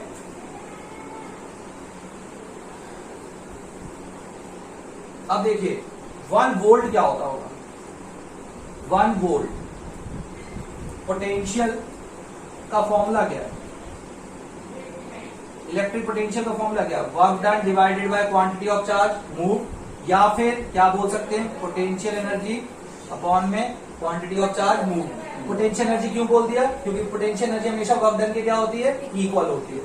वर्क डन की भी ऐसा यूनिट जूल होती है, पोटेंशियल एनर्जी की भी ऐसा यूनिट क्या होती है, जूल होती है। अपॉन में चार्ज है तो यानी कूलम होगा, तो joule per coulomb.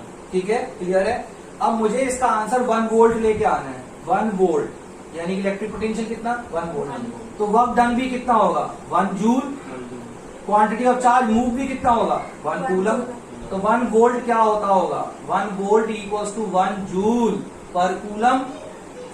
1 joule per coulomb, coulomb को अगर आप ऊपर ले जाएं तो पावर किसकी हो जाएगी, माइनस की हो जाएगी। तो 1 volt equals to 1 joule per coulomb. ठीक है, अब हम इसको 1 वोल्ट को डिफाइन कर देते हैं। What is 1 volt? 1 वोल्ट क्या होता है?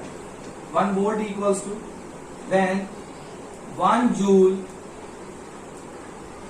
Work is done to move.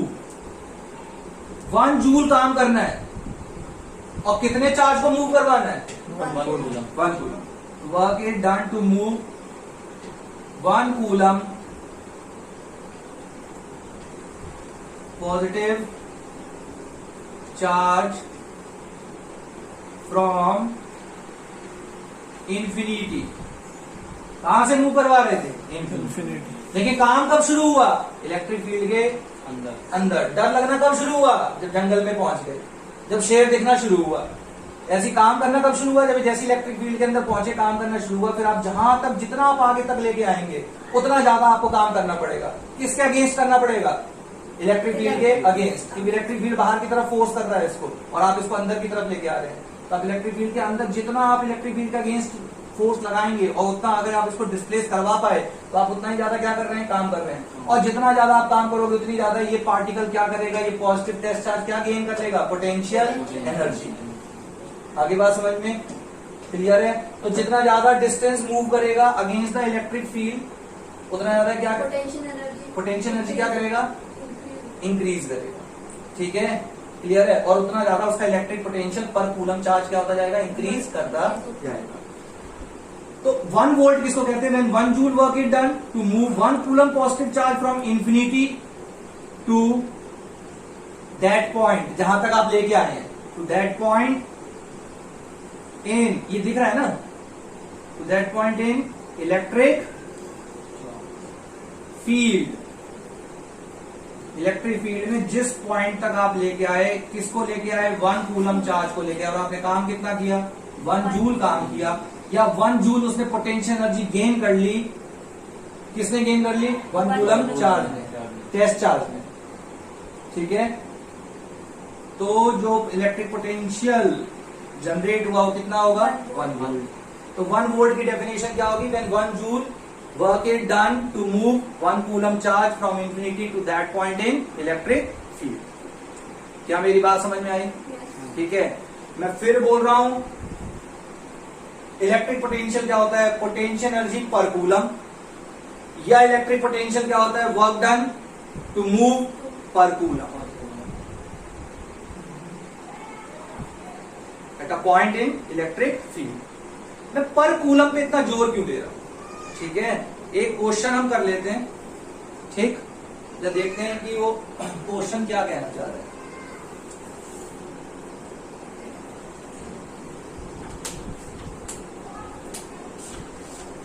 तो भाई ये पोटेंशियल जो होता है वो पर कूलम होता है। क्या मेरी बात यहां तक समझ में आई है? ठीक है, और ये वर्क डन जो आपने वर्क डन किया वो कैसा होगा? पॉजिटिव। और इलेक्ट्रिक फील्ड जो काम कर रहा है वो नेगेटिव। क्यों नेगेटिव काम कर रहा है? इलेक्ट्रिक फील्ड फोर्स बाहर की तरफ लगा रहा है, चार्ज पार्टिकल कहां से लगा रहा है? अंदर।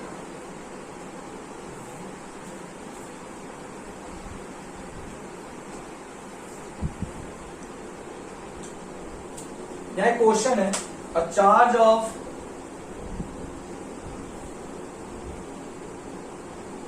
5 कूलम, चार्ज 1 कूलम की जगह कितना है? 5 coulomb is moved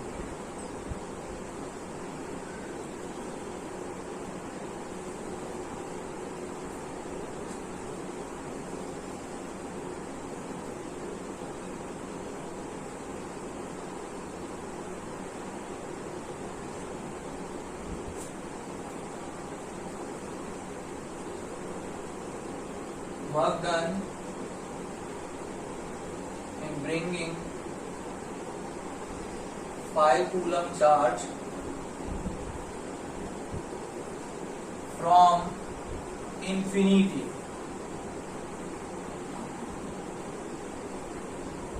to a point। Infinity से उठा के 5 कूलम चार्ज को आप किस पॉइंट तक लेके आए? To a point near a charge body, यानी किसी सोर्स चार्ज के पास लेके आ गए, उसके इलेक्ट्रिक फील्ड में लेके आ गए एक पॉइंट तक। तो भाई बताओ काम किया होगा या नहीं किया होगा? किताब में लिखा है कि उसने 20 जूल काम किया। Find the potential.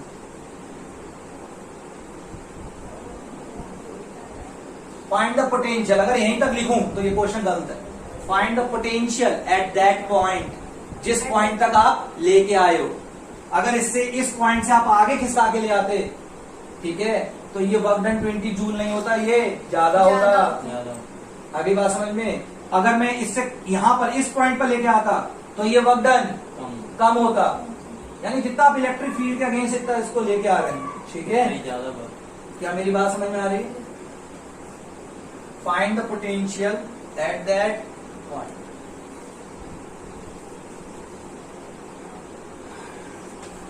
देखिए फॉर्मूला क्या है, बड़ा आसान है। पोटेंशियल, इलेक्ट्रिक पोटेंशियल क्या होता है? Work done divided by quantity of charge moved. ठीक है, तो work done divided by quantity of charge moved. Work done कितना हुआ? 20 जूल। कितने कूलम चार्ज को मूव करवाया? ठीक है, समझना ध्यान से। पहली बात बताओ, जूल पर कूलम क्या होता है? वोल्ट।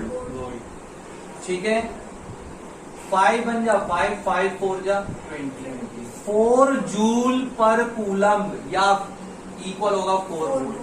तो भाई किस पे निकाला आपने? 4 जूल काम किया है या 20 जूल काम किया है? नहीं, 5 कूलम पे आपने काम किया है 20 जूल, लेकिन 1 कूलम पे कितना काम किया है? 4। तो 5 कूलम चार्ज पे जो आप काम कर रहे हैं 20 joule, that is not electric potential.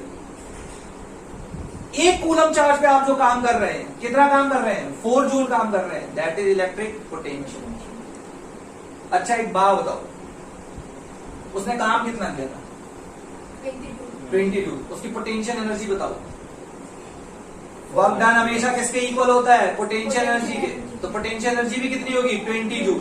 पर 20 जूल पर कूलम है या 20 joule gain by 5 coulomb. 5 coulomb ने कितनी पोटेंशियल एनर्जी कितनी गेन की थी? 20 जूल। जितना वर्क डन होगा उतनी पोटेंशियल एनर्जी होगी। पर इलेक्ट्रिक पोटेंशियल क्या कहता है? पोटेंशियल एनर्जी पर कूलम, वर्क डन पर कूलम। ठीक है, तो आपको पर कूलम यानी 1 कूलम पर निकालना पड़ेगा। 1 कूलम पे जो आप निकालते हैं, जितना काम करते हैं, उसको हम क्या बोलते हैं? Electric potential. आ गया समझ में? अब देखिए, ये अब समझ में आ गया होगा। और एसआई यूनिट क्या है इलेक्ट्रिक पोटेंशियल की? वोल्ट। अब आप यहाँ ध्यान से देखो 4 वोल्ट इतना ही लिखा है मैंने, कोई डायरेक्शन दिखा रहा हूँ क्या मैं? नहीं। कोई डायरेक्शन नहीं दिखाया। तो इलेक्ट्रिक पोटेंशियल स्केलर क्वांटिटी है। इलेक्ट्रिक पोटेंशियल कैसी क्वांटिटी है? Scalar quantity. यहां पे मैं लिख देता हूं electric potential is scalar quantity. Potential, electric potential scalar quantity. अच्छा, इतना समझ में आ गया होगा आपको, ठीक है? अब देखो, एक बेहतरीन डाउट होता है लोगों का, क्या लोग हमसे ये कहना चाहते हैं भाई अगर ये पॉजिटिव चार्ज की जगह नेगेटिव टेस्ट चार्ज हो तो क्या होगा? और ये कई लोगों का डाउट है, ठीक है? ठीक, इस जमाने में मेरा भी डाउट है। ये negative charge, negative test charge, ठीक, क्लियर है? ये कहां रखा हुआ है? इन्फिनिटी। इन्फिनिटी रखा है तो कोई फर्क नहीं पड़ता। क्लियर है? समझ में आ गया है नहीं आया?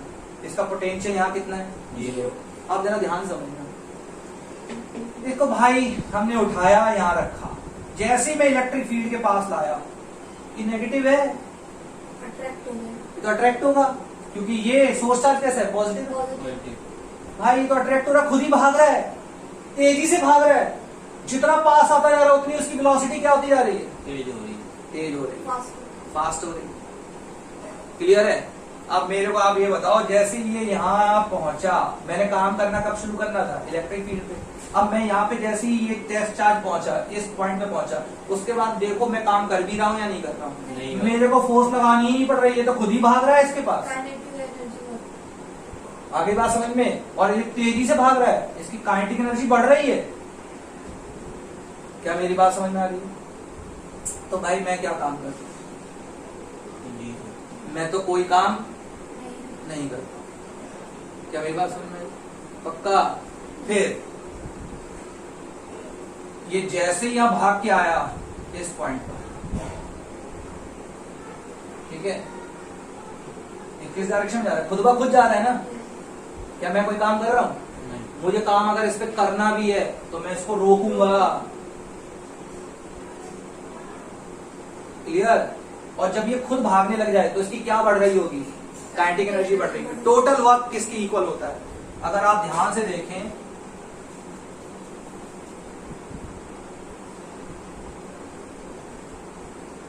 Potential energy plus kinetic energy, ऐसा आप 9th क्लास में पढ़ चुके हैं, कांस्टेंट होता है, ठीक है? क्लियर? अब ध्यान से देखो, जैसे ही ये यहां आता है, ये तेजी से भाग रहा है, तो इसकी काइनेटिक एनर्जी क्या हो रही होगी? फास्ट बढ़ रही बढ़ रही है। समझ में आ रहा है? काइनेटिक एनर्जी बढ़ रही है। कैसे बढ़ रही है भाई? काइनेटिक एनर्जी कैसे बढ़ सकती है? ये तो बराबर रहेगा। क्या मेरी बात समझ में आ रही है? नहीं आ रही। कोई भी चीज ऊपर से नीचे गिर रही है, कोई चीज ऊपर थी, यहां पर जब कोई भी चीज अर्थ से ऊपर होती है उसमें कौन सी एनर्जी होती है? पोटेंशियल। कौन सी एनर्जी होती है? पोटेंशियल एनर्जी होती है। क्लियर? अब जब ये नीचे गिरना शुरू होगी, मान लो इस पॉइंट तक आई, तो बताओ हाइट कम रह गई या नहीं रह गई? अब इतनी हाइट रह गई। पहले हाइट कितनी थी? कितनी ज्यादा, जितनी ज्यादा हाइट पे होती है उतनी ज्यादा पोटेंशियल एनर्जी होती है। क्लियर है? अब जब ये इसने गिरना शुरू किया, इस पॉइंट तक आई, तो तेजी से नीचे गिर रही है, तो इसकी क्या बढ़ रहा होगा? काइनेटिक एनर्जी बढ़ रही है, ठीक है? समझ में आगे बात? लेकिन टोटल एनर्जी तो कंजर्व रहती है, यानी टोटल एनर्जी अगर इसमें ऊपर 100 जूल एनर्जी थी, तो इस पॉइंट पे आके भी कितनी होनी चाहिए? 100 होनी चाहिए, ठीक है? ऊपर कौन सी एनर्जी थी? पोटेंशियल एनर्जी थी, कितनी? 100 जूल। और काइनेटिक एनर्जी कितनी थी? 0। और पोटेंशियल एनर्जी कितनी थी? 100। तो टोटल एनर्जी कितनी आ गई? टोटल एनर्जी कांस्टेंट होती, कितनी आ गई? 100। जैसे ये नीचे आया तो इसकी काइनेटिक एनर्जी बढ़ रही है। काइनेटिक एनर्जी बढ़ रही है तो क्या हो रहा है भाई, ये तो 100 ही रहेगा, तो उसकी जो पोटेंशियल एनर्जी होगी ना वो किस में चेंज हो रही होगी, काइनेटिक में। तो जितना ये ग्राउंड के पास जाएगा उतनी इसकी पोटेंशियल एनर्जी क्या होती जाएगी, कम होती जाएगी, और काइनेटिक एनर्जी क्या होती जाएगी, बढ़ती जाएगी। अभी मान लेते हैं काइनेटिक एनर्जी 20 होगी और पोटेंशियल एनर्जी कितनी होगी, 80। फिर इस पॉइंट पर आया, अब इसकी काइनेटिक एनर्जी हो गई 60 और पोटेंशियल एनर्जी क्या हो गई 40। अभी भी ये क्या है 100। क्लियर है। तो भाई टोटल एनर्जी जब कांस्टेंट होती है, टोटल एनर्जी कंजर्व रहती है, तो पोटेंशियल किसमें चेंज हो रही है, काइनेटिक में, क्योंकि इसकी काइनेटिक एनर्जी बढ़ रही है जितना जितना ग्राउंड के पास आएगा, और जितना ग्राउंड के पास आएगा उतनी पोटेंशियल क्या होती जाएगी, कम होती जाएगी। ऐसे ही इस इलेक्ट्रॉन, ये नेगेटिव चार्ज का केस है, जैसे जैसे इलेक्ट्रिक फील्ड के अंदर आएगा इसकी काइनेटिक एनर्जी बढ़ रही है तेजी से, और इसकी पोटेंशियल एनर्जी क्या हो रही है, कम हो रही है। समझ में आया। तो इसका इलेक्ट्रिक पोटेंशियल जो होगा ना नेगेटिव चार्ज का, अगर वो किसी पॉजिटिव सोर्स चार्ज के इलेक्ट्रिक फील्ड के अंदर एंटर करते ही वो तेजी से उसकी तरफ अट्रैक्ट होगा, तो इसकी पोटेंशियल एनर्जी क्या होने लग जाएगी, कम होने लग जाएगी, यानी नेगेटिव होने लग जाएगी। और पोटेंशियल एनर्जी क्या होने लगी, कम होने लगी। ठीक है, समझ में आया या नहीं आया। पोटेंशियल एनर्जी कम होने लगी यानी कि नेगेटिव हो गया, पोटेंशियल एनर्जी कम होती चली। तो ये बेटा जी नेगेटिव चार्ज को याद रखिए, नेगेटिव चार्ज अगर किसी पॉजिटिव सोर्स चार्ज के इलेक्ट्रिक फील्ड के अंदर एंटर करता है तो उसकी पोटेंशियल एनर्जी बढ़ती नहीं है, क्या हो जाती है, कम हो जाती है। क्लियर है। लेकिन अगर कोई पॉजिटिव टेस्ट चार्ज किसी पॉजिटिव सोर्स चार्ज के इलेक्ट्रिक फील्ड में एंटर करता है तो आपको फोर्स लगानी पड़ेगी, और आप फोर्स लगाएंगे और बॉडी डिस्प्लेस होगी। यहां आपको फोर्स लगानी नहीं पड़ रही है, ये खुद ब खुद जा रहा है और तेजी से जा रहा है, तेजी से जा रहा है तो काइनेटिक एनर्जी बढ़ रही है, तो पोटेंशियल इसकी क्या हो रही है, कम हो रही है। तो अब एक बात बताओ, ये नेगेटिव टेस्ट चार्ज यहां पर है, ये ए पॉइंट पर है, और अगर ये चल के खुद ब खुद बी पॉइंट पर आ गया तो इसकी पोटेंशियल एनर्जी बढ़ रही है, कम हो रही है, बढ़ रही है, कम हो रही है, कम हो रही है। जितना इलेक्ट्रिक फील्ड, और काइनेटिक एनर्जी क्या हो रही है, इंक्रीज हो रही है। और जितने अमाउंट से पोटेंशियल एनर्जी क्या हो रही है, कम हो रही है, उतने ही से ही काइनेटिक एनर्जी बढ़ रही है। क्या मेरी बात समझ में आ गई। और पोटेंशियल एनर्जी किसके इक्वल होती है, पोटेंशियल एनर्जी अभी हमने पढ़ा वर्क डन की क्या होती है, इक्वल होती है। समझ में आया ना। अब आप एक बात बताओ, अगर आप इसको पोटेंशियल गेन करवाना चाहते हो, मान लो इस पॉइंट पर आ गया, इसकी पोटेंशियल एनर्जी क्या हो रही है, कम हो रही है। जितना ये पास जाएगा उतनी पोटेंशियल एनर्जी क्या हो रही है, कम हो रही है। आप इस नेगेटिव टेस्ट चार्ज को पोटेंशियल गेन करवाना चाहते हो, उसकी पोटेंशियल एनर्जी बढ़ाना चाहते हो, तो आप फोर्स कहां लगाओगे, बाहर की तरफ, और बाहर की तरफ लगाएंगे, और ये बाहर की तरफ अगर डिस्प्लेस हो गया तो समझो पोटेंशियल एनर्जी क्या हो रही है, नेगेटिव चार्ज की इंक्रीज हो रही है। तो नेगेटिव चार्ज की पोटेंशियल एनर्जी अगर आपको इंक्रीज करवानी है तो इसको कहां की तरफ धक्का लगाएं, बाहर की तरफ। लेकिन पॉजिटिव टेस्ट चार्ज की अगर आपको पोटेंशियल एनर्जी इंक्रीज करवानी है तो कहां की तरफ, अंदर की तरफ। क्या मेरी बात समझ में आ रही है। नेगेटिव टेस्ट चार्ज को बाहर की तरफ धकेलना पड़ेगा, किसके अगेंस्ट फोर्स लगानी पड़ेगी, अट्रैक्शन। नेगेटिव टेस्ट चार्ज इससे क्या हो रहा है, अट्रैक्ट हो रहा है, वो खुद ब खुद भागेगा, खुद ब खुद भागेगा तो इसकी काइनेटिक एनर्जी, एक्सेलरेटेड मोशन होगा, काइनेटिक एनर्जी बढ़ेगी और पोटेंशियल क्या होगी, कम होगी। तो जितना आप इस अट्रैक्टिव फोर्स के अगेंस्ट फोर्स लगाओगे और उसी डायरेक्शन अगर आपने क्या कर पा पाए, डिस्प्लेस करवा पाए, तो पोटेंशियल गेन करेगा। समझ में आ गया। तो नेगेटिव टेस्ट चार्ज में अगर आपको इसको पोटेंशियल गेन करवाना है तो आप क्या करेंगे, अट्रैक्टिव फोर्स के अगेंस्ट क्या लगाएंगे, फोर्स लगाएंगे, यानी बाहर की तरफ फोर्स लगाएंगे और बाहर की तरफ इसको डिस्प्लेस करवाएंगे, तो ये पोटेंशियल गेन करेगा, तब इसका इलेक्ट्रिक पोटेंशियल आएगा। और जितना ये पास जाता जाएगा उतना इसका पोटेंशियल एनर्जी क्या हो जाएगी, कम हो जाएगी। और पोटेंशियल एनर्जी अगर कम हो गई है तो इलेक्ट्रिक पोटेंशियल क्या होता है, पोटेंशियल एनर्जी पर कूलम। समझ में आ गया या नहीं आया, क्लियर है। और आप एक बात और देखो, पहले पोटेंशियल कितना था, 0, यानी पोटेंशियल एनर्जी पर कूलम क्या थी, 0। जितना ये पास आएगा ना उतना ये कहां जा रहा है, नेगेटिव में जा रहा है। भैया 0 के बाद पोटेंशियल एनर्जी और कम हो रही है, तो 0 के बाद कम होने का मतलब क्या है, 0 के बाद कम होने का मतलब कहां जा रहे हो, नेगेटिव में जा रहे हो, तो पोटेंशियल एनर्जी क्या हो जाएगी, नेगेटिव हो जाएगी। और पोटेंशियल एनर्जी नेगेटिव होगी तो इलेक्ट्रिक पोटेंशियल भी क्या आ जाएगा, नेगेटिव हो जाएगा। आ गया समझ में। तो कोई पॉजिटिव सोर्स चार्ज है और उसकी तरफ कोई नेगेटिव टेस्ट चार्ज मूव करेगा तो उसका इलेक्ट्रिक पोटेंशियल कैसा होगा? नेगेटिव होगा। समझ में आ गया या नहीं? क्लियर है? पक्का? और जब ये इसके इलेक्ट्रिक फील्ड में एंटर करता है, जैसे ही एंटर करता है तो आप क्या कोई काम करवा पाते हो? क्या आप कोई काम कर रहे हो? नहीं कर रहे हो। क्या ये अपने आप मूव कर रहा है ना, तो आप तो कोई काम नहीं कर रहे हो। अगर आपको काम करना है तो आप इस पे कहां की तरफ फोर्स लगाएंगे? बाहर की तरफ। यानी कि कोई भी नेगेटिव टेस्ट चार्ज इस तरफ मूव कर रहा है तो ये अपने आप ही मूव कर रहा है, ये इससे अट्रैक्ट हो रहा है, और इस केस में इसका पोटेंशियल क्या हो रहा है? कम हो रहा है। समझ में आ गई बात की नहीं? और अगर आपको इसका पोटेंशियल गेन करवाना है, देखो ए से अगर ये बी की तरफ आया तो इसका पोटेंशियल क्या होता जाएगा? कम होता जाएगा, डिक्रीज, नेगेटिव। और अगर आपको इसको पोटेंशियल गेन करवाना है तो बी से कहां की तरफ लेके जाओ? ए की तरफ। तो आपको फोर्स कहां लगानी है? आउटसाइड, बाहर की तरफ। बाहर। और डिस्प्लेस भी इसको कहां करवाना है? बाहर की तरफ। तब आपका पॉजिटिव वर्क डन होगा और इलेक्ट्रिक फील्ड का क्या होगा? नेगेटिव वर्क डन होगा।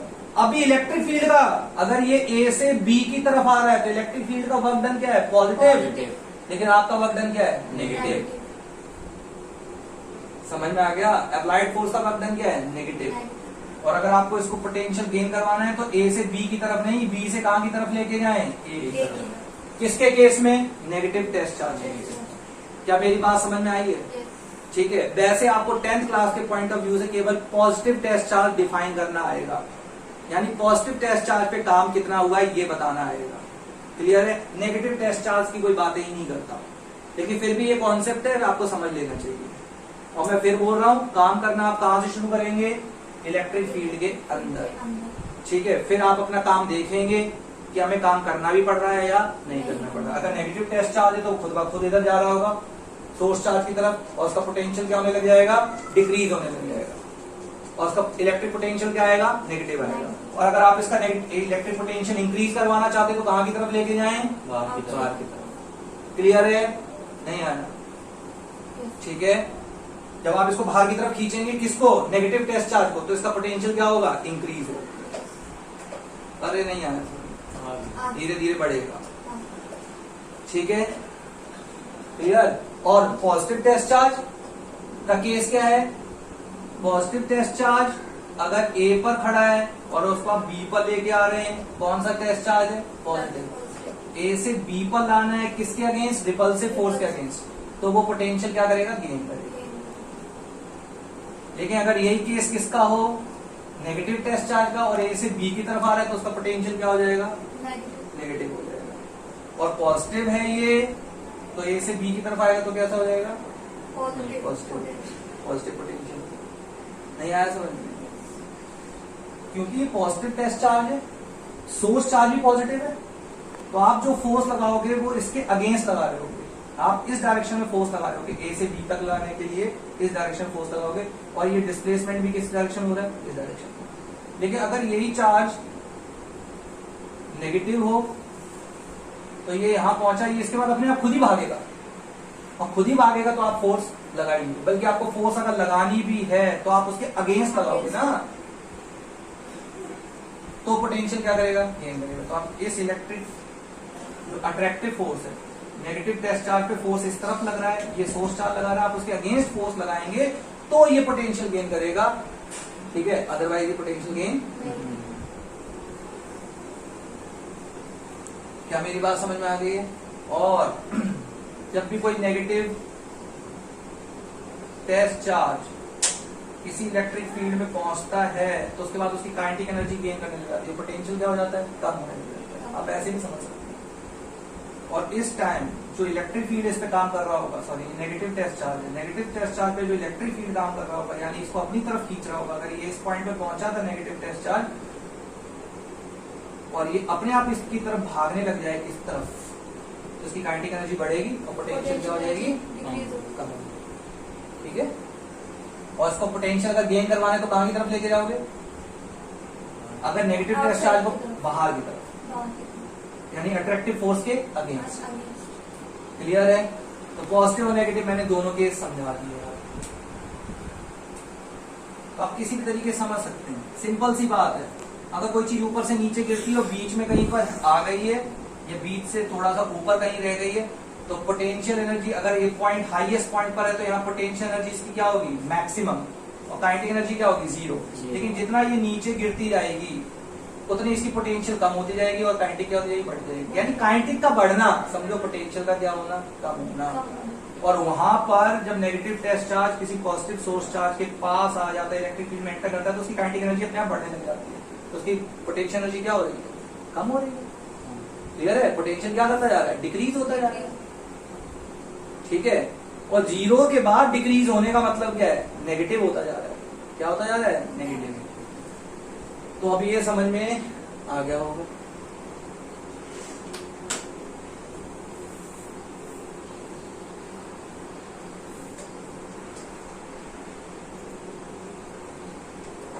अब हम देखेंगे last topic, electric potential difference.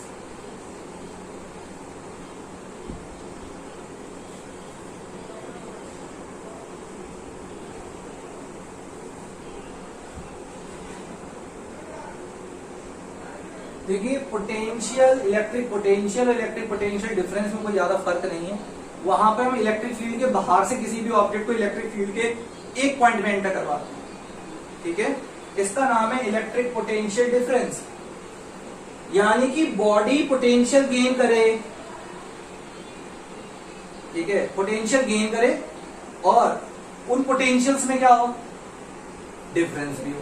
तो इसका साफ मतलब, पहली बात बताओ, बॉडी पोटेंशियल गेन कब करती है, जब इलेक्ट्रिक फील्ड में क्या करेगी, एंटर करेगी, तो पोटेंशियल गेन करेगी या कुछ भी करे। लेकिन पोटेंशियल कब आता है, जब इलेक्ट्रिक फील्ड में क्या करे, एंटर करे। ठीक है, फिर डिफरेंस कब आएगा, डिफरेंस जब आ सकता है जब वहां पर इलेक्ट्रिक फील्ड के 2 पॉइंट हो। कितने पॉइंट हो, 2 पॉइंट। यानी 2 पॉइंट के बीच में जो पोटेंशियल होता है उसके डिफरेंस को हम क्या बोलते हैं, electric potential difference. Electric potential difference का मतलब आप पहले डेफिनेशन देख लो, फिर समझ में आएगा आपको क्या कहना चाहता हूं। It is defined as the amount of work done to move unit positive charge। जब इलेक्ट्रिक पोटेंशियल पढ़ रहे थे यूनिट पॉजिटिव चार्ज को हम कहां से मूव करवा रहे थे, फ्रॉम इंफिनिटी। ठीक है, यहां पर आपको यूनिट पॉजिटिव चार्ज को मूव करवाना है, move unit positive charge between 2 points, और ये दोनों पॉइंट कहां होने चाहिए, इलेक्ट्रिक फील्ड के अंदर, between 2 points in electric field against its direction। Against it direction इसलिए लिख रहा हूं कि electric potential body positive charge जब भी अटेन करता है जब इलेक्ट्रिक फील्ड के क्या होता है, अगेंस्ट वो मूव करता है, इसलिए अगेंस्ट इट डायरेक्शन लिख दिया। इसका कहने का क्या मतलब है, ये पॉजिटिव सोर्स चार्ज है, इसका इलेक्ट्रिक फील्ड ये है इस डायरेक्शन। ठीक है,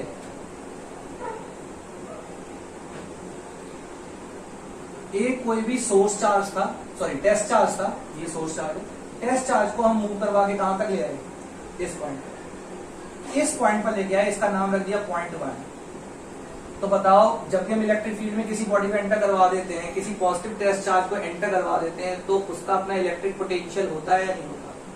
इलेक्ट्रिक पोटेंशियल को किससे डिनोट करते हो, V से। इस पॉइंट पर जो उस पर इलेक्ट्रिक पोटेंशियल आ गया उसको क्या बोलते हैं, V1 बोल दिया। यहां तक लाने में आपने कुछ काम किया था, इलेक्ट्रिक फील्ड में एंटर करवाया तो आपने पक्का क्या किया है, काम किया है। किसके अगेंस्ट काम किया है, इसके अगेंस्ट काम किया है। इस पॉजिटिव सोर्स चार्ज, ये फोर्स कहां पे लगा रहे हैं, बात सुनो ना, हम किसको मूव करवा रहे हैं, positive test charge. Positive test charge, source charge positive test charge पर क्या लगाता है, रिपल्सिव फोर्स लगाता है। कौन सी फोर्स लगाता है, रिपल्सिव फोर्स लगाता है। हम रिपल्सिव फोर्स के अगेंस्ट क्या कर रहे हैं, काम कर रहे हैं। कहां तक काम किया, पॉइंट 1 तक। जब आप इलेक्ट्रिक फील्ड के अंदर, ये इलेक्ट्रिक फील्ड है, इलेक्ट्रिक फील्ड में यहां तक ले आए इसको, तो इसमें कुछ पोटेंशियल क्या हो गया, जनरेट हो गया। उस पोटेंशियल को हमने नाम क्या दे दिया, V1। फिर 1 पॉइंट से फिर उसी पॉजिटिव टेस्ट चार्ज को मैं इस पॉइंट से यहां तक ले आया। पहले मैं 1 तक लेके गया था, अब मैं कहां तक ले आया हूं, 2 पॉइंट तक, दूसरे पॉइंट तक ले आया। बताओ मैंने इस रिपल्सिव फोर्स के अगेंस्ट इस टेस्ट चार्ज पर कुछ काम किया या नहीं किया? किया। यहां तक लाने में कुछ काम किया और यहां तक लाने में भी कुछ काम किया। कौन सा काम ज्यादा है? V2 मतलब काम कहने का मतलब क्या है कि कौन सा पोटेंशियल ज्यादा होगा? V2 ज्यादा होगा, क्योंकि उस पर ज्यादा काम किया है। इस यहां तक लाने में मैंने इस पे काम किया था W1, और यहां तक लाने में इस पे काम मैंने कितना किया? W2। ठीक है, W2 is greater than W1। ठीक है, क्योंकि काम ज्यादा किया है, क्योंकि जब यहां से यहां तक लाया ना तो उसमें बहुत कम काम किया, फोर्स लगाई और कुछ ये यहां तक डिस्प्लेस हुआ।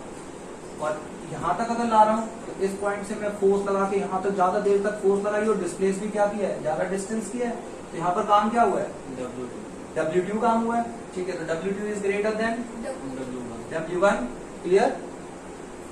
और W1 वर्क डन हमेशा किसके इक्वल होता है? Potential energy. तो पहले तो आप ये समझो, W1 equals to potential energy at point 1, W2 equals to potential energy at point 2। ठीक है, W2 is greater than W1, so potential energy 2 is greater than potential energy 1।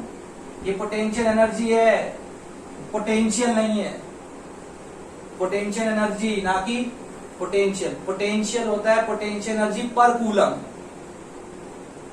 फिर से बोल रहा हूं, पोटेंशियल क्या होता है? पोटेंशियल एनर्जी पर कूलम।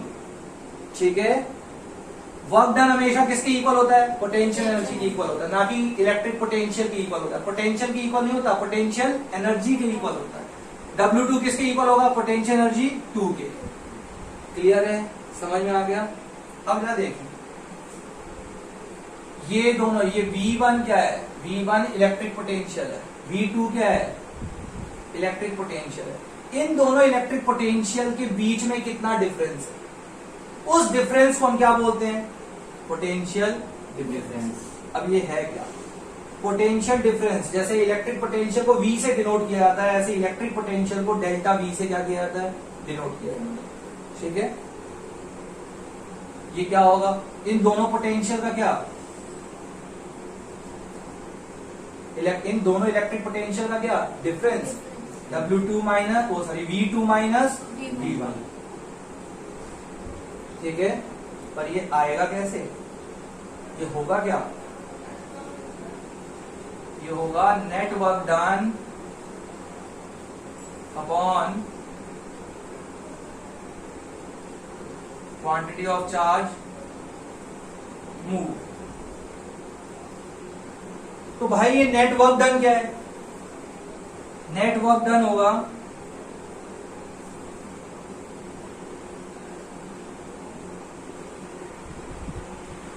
W2 minus W1। तो नेट वर्क डन है W2 माइनस W1 अपॉन में क्वांटिटी ऑफ चार्ज मूव, यानी कि net work done divided by quantity of charge move. Clear है? और नेट वर्क डन क्या होगा? जो दो काम किए, दो पॉइंट के बीच में आपने दो काम किए होंगे ना, या इस पॉइंट पर कितना काम किया? W1। इस पॉइंट पर कितना काम किया? W2। तो नेट वर्क डन कैसे निकालोगे? W2 minus W1। W2 is greater than W1। ठीक है, और अगर आप इसको ध्यान से देखें, इसको आप ये भी लिख सकते हैं, W2 किसके इक्वल है? Potential energy 2 minus potential energy 1 upon में क्वांटिटी ऑफ चार्ज। भाई वर्क डन अपॉन में quantity of charge move equal होता है पोटेंशियल एनर्जी अपॉन में क्वांटिटी ऑफ चार्ज मूव। तो W2 किसके इक्वल होगा? पोटेंशियल एनर्जी 2 W1 किसके इक्वल होगा? पोटेंशियल एनर्जी 1 अपॉन में क्वांटिटी ऑफ चार्ज मूव। ठीक है, लेकिन 10th क्लास में इतना आपसे कोई नहीं पूछेगा कि potential energy 2 minus potential energy 1 upon में Q, ये कुछ नहीं बोलेंगे, वो सीधा आपको नेटवर्क डन देंगे। यानी आपको W2 माइनस W1 करने की भी कोई जरूरत नहीं। लेकिन मैं फिर बता दे रहा हूं, कोई भी चार्ज इस पॉइंट पे आया, आपने W1 काम किया, कोई भी पॉइंट चार्ज इस पॉइंट पे आया, W2 काम किया। W2 अगर काम किया तो उसमें कितनी पोटेंशियल एनर्जी आ गई? Pe2, यानी पोटेंशियल एनर्जी 2। इस पॉइंट पे कितनी काम आ गई? P1। ठीक है, तो आप इसको ये भी बोल सकते हैं, net potential energy divided by quantity of charge move, या फिर आप इसको बोल सकते हैं net work done divided by quantity of charge move, क्योंकि नेट वर्क डन इक्वल होगा net potential energy. Net work done किसके इक्वल होगा? Net potential energy. ठीक है, आप ये लिखना चाहें तो लिखें, नहीं तो कोई जरूरत नहीं, लिख भी सकते हैं। ठीक है, बाकी मेरा काम था क्योंकि वर्क डन हमेशा पोटेंशियल एनर्जी के इक्वल होता है। ठीक है, तो ये W2 माइनस W1 है, तो आप इसको ये Pe2 माइनस Pe1 भी लिख सकते हैं, अपॉन में क्वांटिटी ऑफ चार्ज मूव भी लिख सकते हैं। ठीक है, बाकी सीधा सीधा क्वेश्चन आएगा, net work done this, quantity of charge move this. अभी बताओ ये समझ में आ गया? पक्का? अच्छा, इसकी एसआई यूनिट क्या होती है? इसकी भी एसआई यूनिट क्या है? एसआई यूनिट, अरे भाई पोटेंशियल ही है ना, इसकी भी एसआई यूनिट इज वोल्ट। बस ये 2 वोल्ट के बीच में, 2 पॉइंट पे जो वोल्ट जनरेट हुए, electric volt sorry electric potential जो जनरेट हुए 2 पॉइंट पर, उनके बीच का क्या है? डिफरेंस। पहले बताओ इलेक्ट्रिक पोटेंशियल कब जनरेट होता है? जब किसी एक पॉइंट पर आप इलेक्ट्रिक फील्ड में लेके आते हैं। पोटेंशियल डिफरेंस कब जनरेट होगा? जब 2 पोटेंशियल होंगे। और पोटेंशियल कब जनरेट होता है? इलेक्ट्रिक फील्ड के अंदर। यानी इलेक्ट्रिक फील्ड में 2 पॉइंट के बीच में जो पोटेंशियल, इलेक्ट्रिक पोटेंशियल का क्या होता है? डिफरेंस होता है, उसको हम क्या बोल देते हैं? Electric potential difference. यानी इलेक्ट्रिक पोटेंशियल डिफरेंस हमेशा आप देखेंगे ये 2 पॉइंट के बीच में होता है। कहां पर? इन इलेक्ट्रिक फील्ड। क्या मेरी बात समझ में आ गई?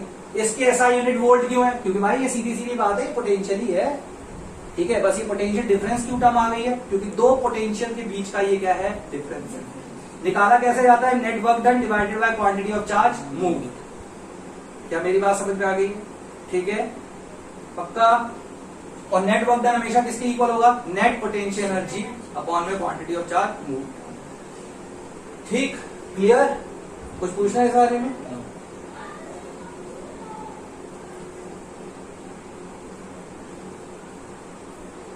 अब देखिए पोटेंशियल डिफरेंस का क्या रोल है, ये हम अगले वीडियो में समझेंगे। ठीक है, कि पोटेंशियल डिफरेंस का क्या रोल, किस तरीके से वो हम इलेक्ट्रिसिटी में क्यों पोटेंशियल डिफरेंस को पढ़ रहे हैं। समझ में आ गया? किस तरीके से चार्ज मूव करते हैं। चार्ज को मूव होने के लिए एक जगह पे हाई पोटेंशियल होना चाहिए और एक जगह पे क्या होना चाहिए? लो पोटेंशियल होनी चाहिए। तो चार्ज क्या करेगा? मूव करेगा, अदरवाइज चार्ज मूव नहीं करेगा। इसलिए हम पोटेंशियल डिफरेंस को पढ़ते हैं और इसका रोल हम अगली क्लास में समझेंगे। ठीक है, फिलहाल बस जरा सा आप एक चीज और समझ लें, potential difference PD is measured by a device। Potential difference measure करने के लिए एक डिवाइस होता है known as voltmeter. Potential difference को हम किसकी हेल्प से मेजर कर सकते हैं? Voltmeter. यानी कि इन 2 पॉइंट के बीच में कितना पोटेंशियल डिफरेंस है, इसको मेजर करने के लिए आप यहां पर एक मीटर लगा देते हैं, जिसको हम क्या बोलते हैं? Volt meter. ये वोल्ट मीटर हमेशा इन 2 पॉइंट के बीच में पैरेलली कनेक्ट किया जाता है। अब ये पैरेलल कनेक्शन क्या होता है, सीरीज कनेक्शन क्या होता है, ये सब हम अगली वीडियोस में देखेंगे। ठीक है, फिलहाल बस आप इतना समझिए कि पोटेंशियल डिफरेंस को मेजर करने के लिए हम किसका यूज करते हैं? वोल्ट मीटर का। वोल्ट मीटर का सिंबल क्या होता है? V। सर्कल के अंदर V, और इसमें एक पॉजिटिव और नेगेटिव साइन भी लगाया जाता है, वो हम देखेंगे कब कैसे कहां लगाया जाता है। वोल्ट मीटर पैरेलल क्यों कनेक्ट किया जाता है, उसका रीजन है। वैसे आप ये समझें अभी बस इतना समझ लें कि volt meter has high resistance. Volt meter हमेशा, वोल्ट मीटर का रेजिस्टेंस क्या होता है? हाई होता है। रेजिस्टेंस क्या होता है ये भी आप बाद में ही समझेंगे। फिलहाल बस आप इतना समझ लें कि पोटेंशियल डिफरेंस को मेजर करने के लिए हम किस डिवाइस का यूज करते हैं? वोल्ट मीटर का। वोल्ट मीटर का रेजिस्टेंस क्या होता है? हाई होता है। कुछ टाइम बस याद रखें इन चीजों को, बाकी हम देखेंगे रेजिस्टेंस क्या होता है। Volt meter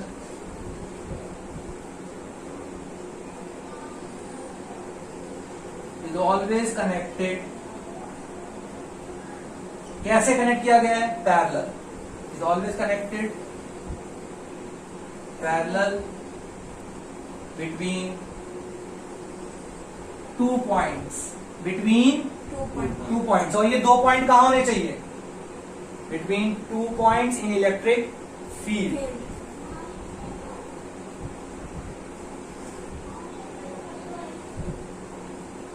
Where potential difference has to be measured। जहां पे हमें पोटेंशियल डिफरेंस जिन 2 पॉइंट के बीच में मेजर करना है, उनके बीच में आप क्या लगाएंगे? वोल्ट मीटर लगाएंगे। और वोल्ट मीटर हमेशा कैसे कनेक्ट किया जाता है? पैरेलल कनेक्ट किया जाता है 2 पॉइंट के बीच में। ठीक है, ये 2 पॉइंट कहां होने चाहिए? इलेक्ट्रिक फील्ड के अंदर होने चाहिए। ठीक है, तो ये आज की क्लास में इतना ही। बस आप इसको, इस वीडियो को ध्यान से देखें कि इसमें इलेक्ट्रिक पोटेंशियल और पोटेंशियल डिफरेंस बहुत अच्छे से समझाया गया और इस पे ही पूरा इलेक्ट्रिसिटी चैप्टर डिपेंड करता है, तो ध्यान से देखें। ठीक है, okay, tata, bye bye, stay connected, stay healthy and be productive.